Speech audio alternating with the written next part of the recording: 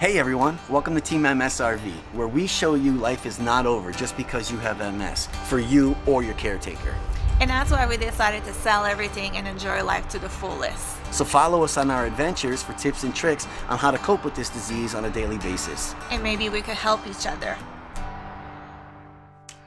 Hey everyone, welcome to another episode. I'm Frankie. I'm Tammy, and today we're going to talk about my symptoms and the diagnosis that I went through. Yeah, that's what we're doing today. Yes. And we did make this video before. It was a really hot day, high humidity. We had the AC running. It just didn't sound right. Yeah, we polished up all the other videos, and then we came back to kind of proofread this one, and it just didn't make the cut. So we had to remake it today, day before launch, by the way. Yes. We're excited. We've been at this since March, people. Yes. We've been working hard. We've been trying to put together quality content and stuff that makes sense and is actually helpful. Yes. Not to mention some of our fun adventures. Yeah. Okay, so you probably don't need me in this video. I'll be on the backside asking you questions. Okay. We'll keep your pretty face center. Sounds All right? good. How was your life outside of work before you were diagnosed? We were really busy. I mean, I was really busy. We used to go hiking. We used to kayak. We used to fish, four-wheeler. In the winter, we used to go snowshoeing. We were ice skating, snowmobiling. Gardens. We did some gardens. That's true. Big gardens. And we were camping. We used to go camping. I ran a 5K. Yeah. And I hiked Katahdin. That was fun. That was really nice. We did that. How old were you when it all started? I was diagnosed when I was 37 years old. But I feel like the symptoms, like I was starting having a hard time when I was maybe 35, 36. I was having a hard time like with my lower back was hurting. I didn't think nothing of it, but Knowing what you know now, looking back, what were some of the symptoms you think that were, indicating MS, but you didn't know at the time? That's a good question. I mean, I know I had my left leg. I always had a hard time with my left leg. When I was working out, my lower back started to hurt. When I was skiing, I always had a hard time turning right when I was skiing. And then I would have to go see the chiropractor because they said my sciatic was inflamed. So I didn't know it was MS or anything. And then I was having a hard time like with wheat. I was diagnosed with gluten-free in 2010, so I was 30 years old then. So how did it all start for you? Like I mentioned a while ago, my lower back, that started. And then my left leg being numb and tingling. And then after that, it was Bell's palsy. The right side of my face droop. And then after that, it was the left eye started to be blurry. You had pain behind your eye? Oh, I had pain behind my eye. Oh, I also wanted to mention that they did a lumbar MRI. And then after that, they asked for more images. So they did the TeamMSRV and the CMRI. And that's when they seen some lesions. And they diagnosed me with demyelination disease. And then they said that I needed to see a neurologist. She ordered some blood work and also ordered a brain MRI. And then I was having a hard time at work, but I didn't know why. But the brain MRI showed that I had a lot of lesions. So I went for a 5-day steroid, IV steroid. And then after that, I felt good. Like my first infusion, my left eye, like finally I was able to see it. It didn't last long, but I was like, oh, this feels good. It's not blurry anymore. But And then after that, I think it was maybe 3 months after, I went to see my neurologist again, and they did another brain MRI, and I had more lesions. So she ordered another 3-day of IV infusion.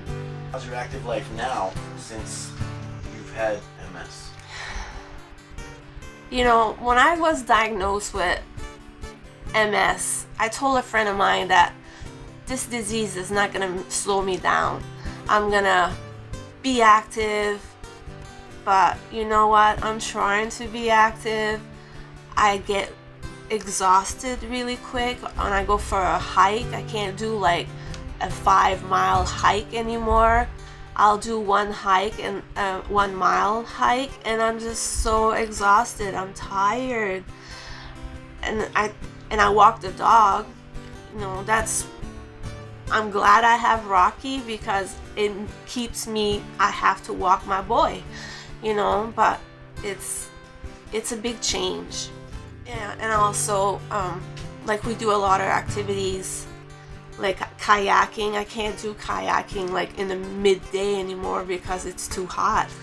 And you guys know, you know, heat is not good with MS.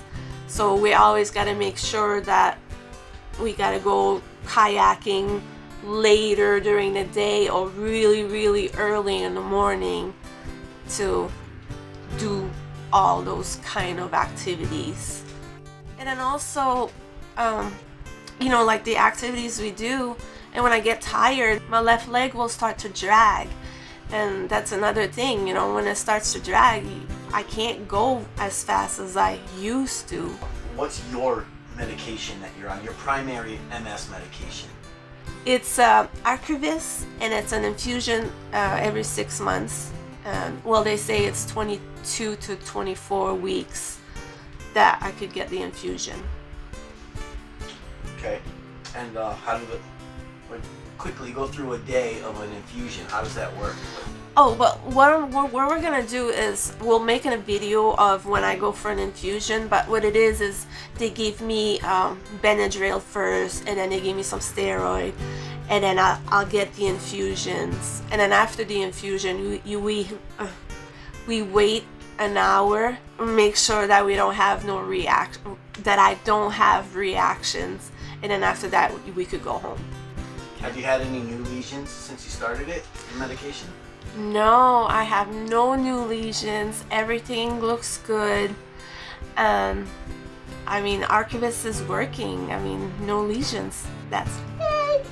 You have only a small amount of the side effects that some people have bad effects to Archivist. Explain what it's like to have a bad day.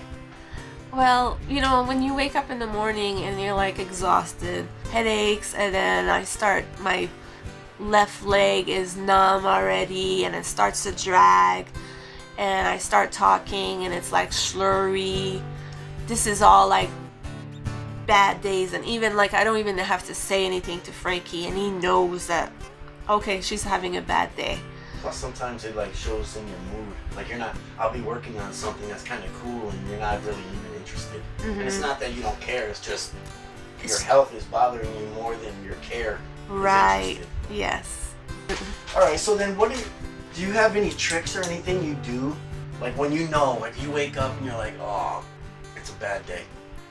Do you have something like you do to try to help you make it a better day? Well, I mean, when I feel like it's a bad day, I'll try to like maybe go back to bed and wake up. But I also, if that don't work, I'll try to see if something good is gonna happen today. You know, you look for the positive. Right. Yeah, if you wake up and you say, oh, it's another bad day, great, what else is gonna go wrong today? Yeah, What do you expect is gonna happen? Right. More bad stuff is gonna happen. Yes.